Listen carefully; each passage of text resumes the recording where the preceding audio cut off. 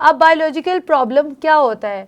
It is a question related to living organisms, ठीक है. It can be defined as, it may be asked in short question, what is biological problem, then you can write the answer as biological problem is the question related to living organisms. It can be asked by someone or it can be derived by the biologist himself, ठीक है. ये question जो है वो कोई भी biologist से पूछ सकता है या बायोलॉजिस्ट के माइंड में ये खुद भी आ सकता है, ठीक है. तो बायोलॉजिकल प्रॉब्लम जो है वो जब आता है तो बायोलॉजिस्ट क्या करते हैं?